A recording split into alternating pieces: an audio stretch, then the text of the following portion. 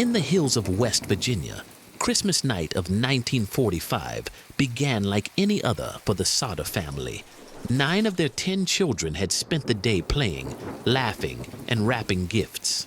Snow had fallen gently on the quiet town of Fayetteville. The smell of pine and wood smoke drifted through the air, but before dawn broke the next morning, their home was gone, burned to the ground, and 5 of their children had vanished. No bodies, no remains, no answers, only questions that would haunt the family for generations. This is the story of the Sodder Children Disappearance, one of America's strangest and most heartbreaking unsolved mysteries. It was Christmas Eve, 1945. George and Jennie Sodder were Italian immigrants who had built a good life in the small coal mining town of Fayetteville, West Virginia. They owned a trucking business and a comfortable 2-story home just outside town. They were respected by neighbors, though not everyone liked George. He had strong opinions, especially about politics. He often criticized Mussolini and Italy's fascist government, a stance that didn't sit well with some in the local Italian community. Still, the Sodders were close-knit, happy, and proud of their children. 10 in total, ranging from toddler to young adult. That night, 5 of them, Morris, Martha, Louie, Jennie, and Betty, asked if they could stay up late to play with their new toys. Jennie, their mother, agreed, as long as they remembered to turn off the lights and lock the door before going to bed. Around 12:30 a.m., the family began to settle in. George and Jennie went upstairs to bed, taking little Sylvia, the youngest, with them. Their older sons had already gone to sleep in the attic, and the 5 younger ones stayed downstairs. Everything was calm. Everything was ordinary, until the phone rang. At around 12:45 a.m., Jennie was awakened by the sound of the telephone. She went downstairs to answer it. On the line was a woman's voice, someone Jennie didn't recognize, asking for a name Jennie didn't know. In the background there was laughter, clinking glasses, and the hum of a party. Jennie told the caller she had the wrong number. Before hanging up, she noticed something strange.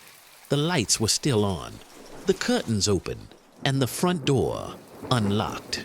She assumed the children had simply forgotten, so she turned off the lights, locked the door, and went back to bed. It would be the last time she ever saw her 5 children alive. About half an hour later, Jennie was jolted awake again, this time by a sound on the roof. It was a heavy rolling thud, like something hitting the shingles, then sliding off. Moments later, she smelled smoke. When she opened her eyes, she saw flames coming from George's office downstairs. The fire was spreading quickly. Jennie screamed for her husband. He ran to wake the older boys in the attic, shouting for them to grab the younger children and escape. But when George reached the staircase, he found it already engulfed in flames. The fire was blocking their way. Jennie grabbed baby Sylvia and rushed outside.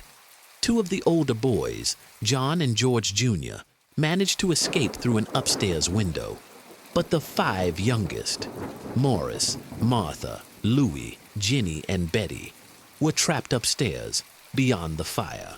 George tried everything to reach them.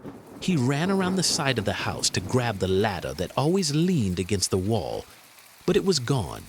He tried to move his 2 work trucks to the window to climb up, but neither truck would start, even though both had been working fine earlier that day. He even tried to break a window with his bare hands, slicing his arms and face in the process.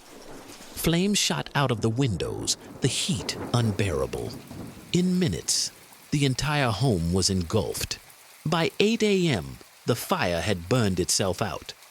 Only ashes and the smell of smoke remained. Neighbors gathered to help, and firefighters arrived hours later.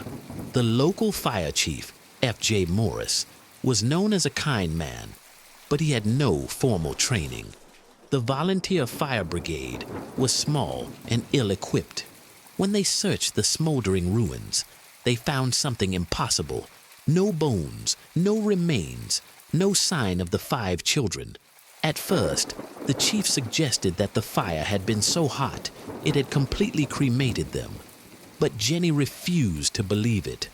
She later burned animal bones in her wood stove for hours, trying to prove a point. The bones never fully disintegrated. Something wasn't right.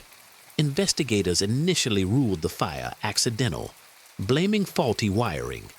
But George had recently had the house's wiring inspected, and it had been declared safe.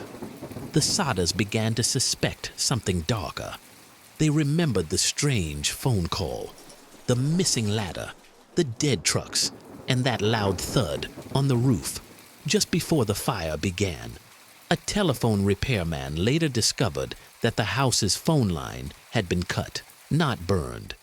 Then a witness came forward, a driver passing through the area late that night, claiming to have seen balls of fire being thrown at the house.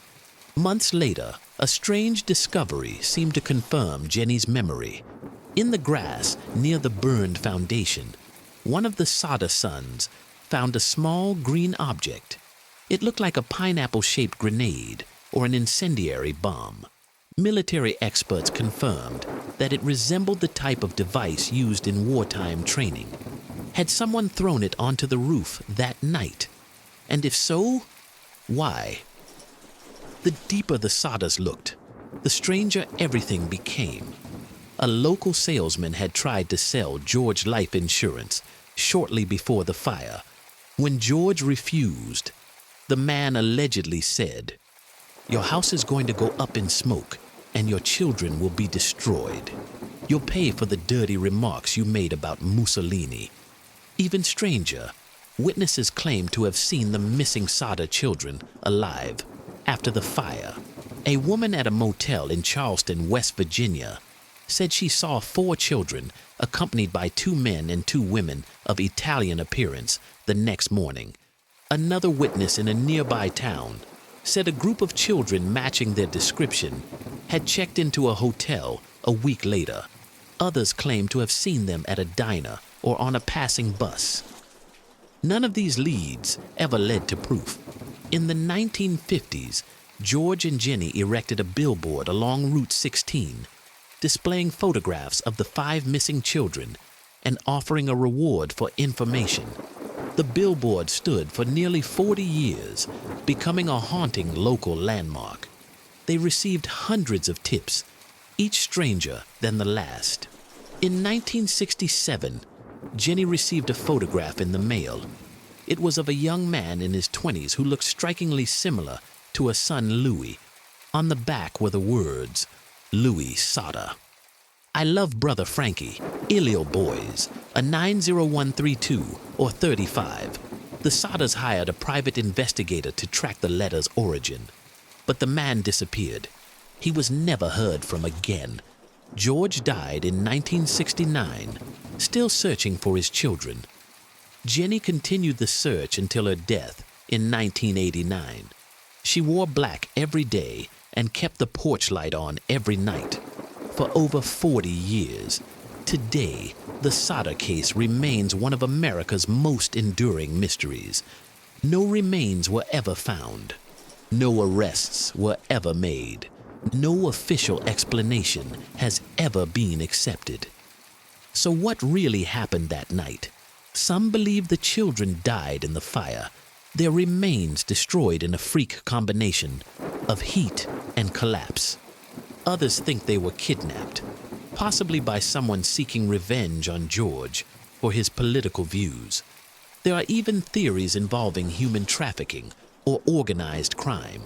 Stories of a man who later bragged about starting the fire for money. But without bodies, there can never be closure. The site where the Sodder house once stood is now a quiet grassy hill, marked by a small monument. The town has changed. The trucks are gone, the fire long extinguished. but the question still lingers in the mountain air. If the Sodder children really died that night, where are their bones? And if they lived, where did they go? Sometimes mysteries fade with time, but this one has refused to die. It began as a family's worst nightmare and became one of the most haunting unsolved disappearances in American history. A Christmas that ended not in joy, but in silence, a fire that burned away more than a home, and a family that never stopped searching for the truth hidden in the ashes. The Sodder children may have vanished into history, but their story, like the fire that took them, still burns quietly, even now, beneath the snow and the stars of West Virginia.